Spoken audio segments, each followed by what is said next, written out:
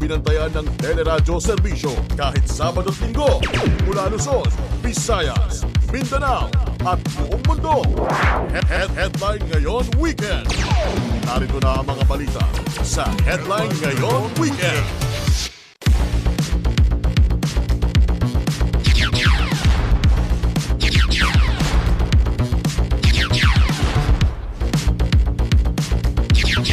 Sa Headline Ngayon Weekend, halos 2 pisong rollback sa kada litro ng gasolina asahan sa Martes. Diesel at kerosene may tapyas presyo rin. Sunog, sumiklab sa Maynila at Parañaque, 38 pamilya apektado. Lindol yumanig sa ilang lugar sa Lanao del Sur, Bukidnon at Catanduanes. International Women's Day, ipinagdiriwang MRT3 at LRT2 may libreng sakay sa mga babaeng pasahero. Magandang tanghali po Luzon, Visayas at Mindanao. Ako po si Christian Yosores. Ako si Marlene Padiernos. At sa detalye ng Headline Ngayon Weekend. Good news muna mga kaserbisyo, sigurado na ang ikalawang sunod na bawas presyo sa produktong petrolyo sa Martes. Big time ang rollback sa kada litro ng gasolina na maglalaro sa 1.70 hanggang 1.90 habang 1.60 hanggang 1.80 sa kerosene at 90 sentimos hanggang 1.10 sa diesel. Bunso nito ng pagtaas ng imbak na krudo at ipinatutupad na trade tariff ng Amerika sa Canada, Mexico at China at planong dagdag produksyon ng mga bansang kasapi ng OPEC sa Abril.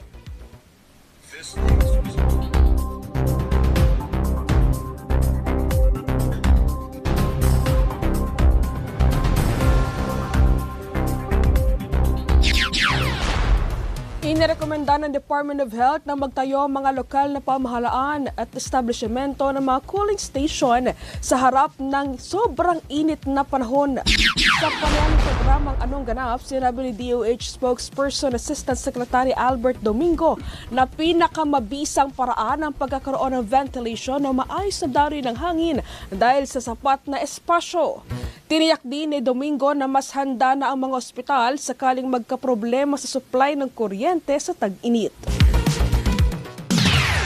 Hindi laging aircon ng solusyon.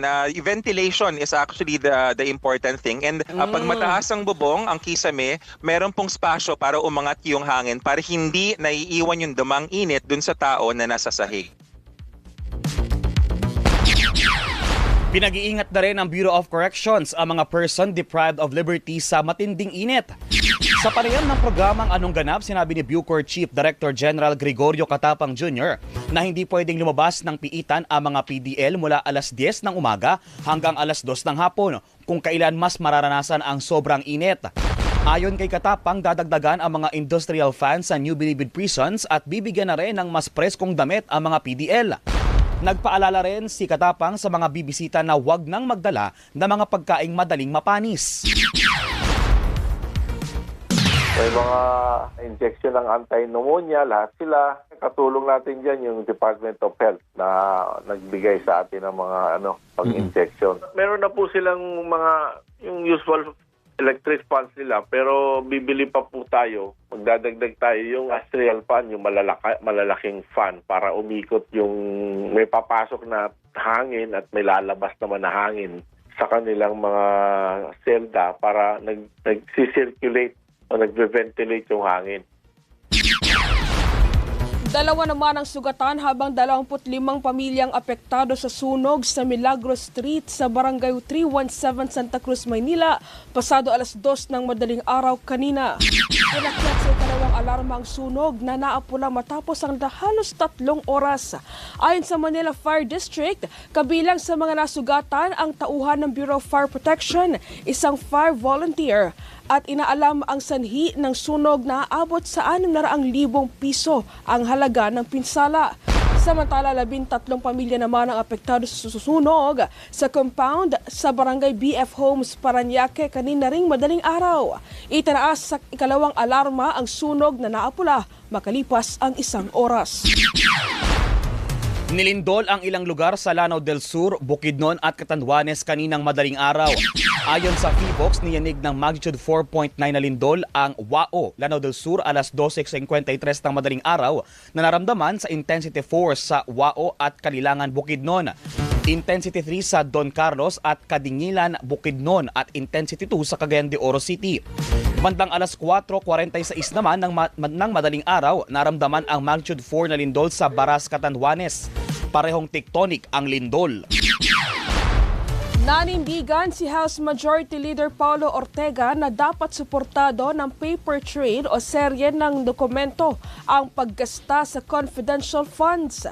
Kaugnay ito ng posibleng paggamit umano ng code name sa mga pangalang tumanggap ng confidential funds mula sa Office of the Vice President. Sa panayam ng programang Johnson Ikwento Mo, sinabi ni Ortega na bagamat confidential, hindi pwedeng pekeng mga pangalan ang ginagamit. May proseso pa rin anyang sinusunod at dapat ito'y kayang ipaliwanag ng opisina.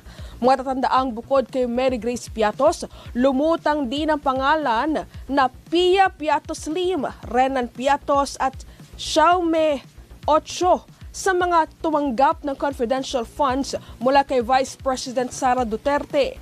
Gaya ng mga unang lumutang na pangalan, wala ring birth, death o marriage record ang tatlong bagong pangalan. Kailangan po, hindi po basta-basta na fictitious lang lalagay mo dyan. Kailangan mga legitimate po na tao kasi may utang po sila na they're accountable for what they're disbursing. At alam po natin na hindi naman po pwedeng code names pero hindi po pwede na peking tao na hindi nag-i-exist. Tiniyak sa publiko na mananatiling bukas ang Masungi G Reserve sa Rizal kahit kinansela na ang kontrata sa developer nito. Ayon kay DNR Assistant Secretary Nor Eneran, isa sa mga opsyon ay ibalik muna ang pangangalaga ng kagawaran kapag tuluyan na itong binakante ng Blue Star Construction Development Corporation. Iginiit din ni Eneran na maraming nakitang paglabag sa 2002 Supplemental Joint Venture Agreement para sa pagtatayo ng housing project sa 300 ektaryang lupain dahil sa halip na mga bahay ang itayo, resort at ilang amenities anya ang inilagay. Tiniyak din ng opisyal na may mananagot sa paglabag sa kasunduan.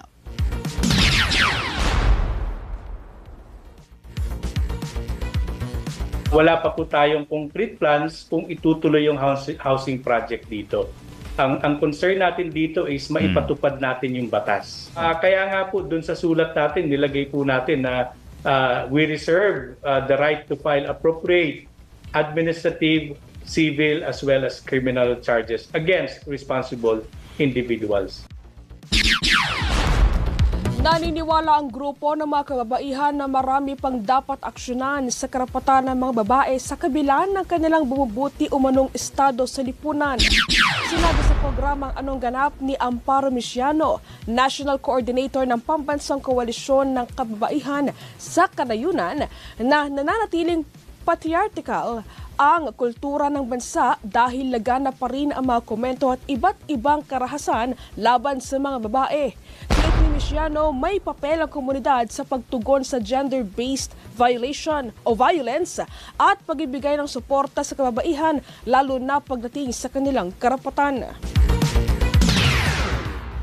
Pagdating naman sa nag-report ka na, ang mga implementers natin hindi masyado marunong sa mga batas at ganun din sa yung mga supportive na pamamaraan na kahit sa pagsasalita. Minsan victim blaming. Yung kanilang biases are still there.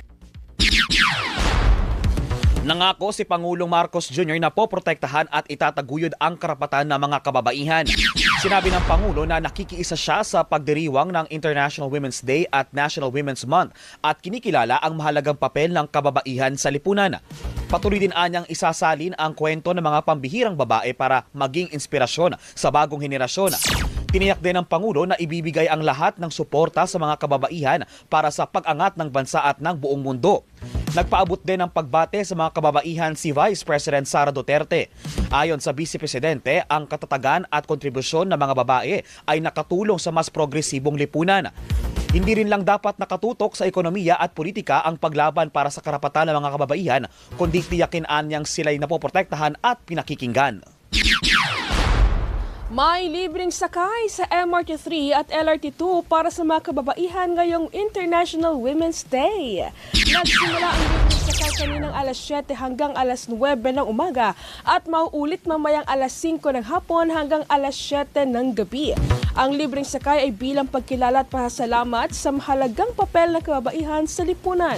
May alok ding libreng sakay sa bus ang Philippine Coast Guard sa mga babaeng pasahero sa Parañaque Integrated Terminal Exchange o PITX. Para yan sa mga biyaheng Cubao, Quezon City sa Marso 11, 18 at 25 mula alas 6 ng umaga hanggang alas 5 ng hapon. Abangan, 3 tauhan ng Bureau of Immigration na pinaniniwala ang nagpatakas sa puganteng Koreano sinibak na sa serbisyo. Pope Francis patuloy na bantay sarado ng mga doktor sa ikatlong linggo sa ospital. Yan at yung pang mga balita sa pagbabalik ng Headline Ngayon Weekend. Ngayon Weekend. Sinibak sa serbisyo ang 3 tauhan ng Bureau of Immigration dahil sa pagtulong umano sa pagtakas ng ine-eskortang puganteng Koreano sa Quezon City. Sa panayam ng programang Anong Ganap, sinabi ni BI spokesperson Dana Sandoval, nahaharap pa rin sa mga kriminal na kaso ang mga nasabing tauhan na napaturayan ng sinungaling sa salaysay sa pagtakas ni Inkyon. Basean niya sa kuha ng CCTV, posibleng pribado ang van na ginamit sa pagpapatakas sa pugante. Sinasabi nila na wala silang awareness na nakatakas ito at saka yung storya po nila ay ibang-iba sa katotohanan. So talagang merong willful intent to deceive dahil may paiyak-iyak pa at sinasabi po na hindi nila alam na nakapuslit daw po sa palikuran yung individual, but the CCTV says otherwise. Sa labas ng bansa, nananatiling stable ang kondisyon ni Pope Francis sa kanyang ikatlong linggo sa ospital. Sa huling bulletin ng Vatican, patuloy na sumasailalim sa respiratory physiotherapy ang Santo Papa habang binabantayan pa ang kanyang prognosis. Sinasabing naglaan ang Santo Papa ng 20 minuto para sa pagdarasal sa chapel ng Gemelli Hospital sa Rome noong Biyernes ng umaga at nagtrabaho rin ng buong araw. At yan po ang headline ngayon weekend. Tuloy-tuloy niyo papanood ang teleradyo serbisyo sa cable, social media, I1 TFC at Digital Free TV. Ako po si Christian Yosores. Naririnig din tayo sa Radyo sa Istranta. Ako si Marlene Padiernos. Magandang tanghali mga kaserbisyo. Tuloy-tuloy ang balitaan kahit Sabado at Linggo sa Headline Ngayon Weekend.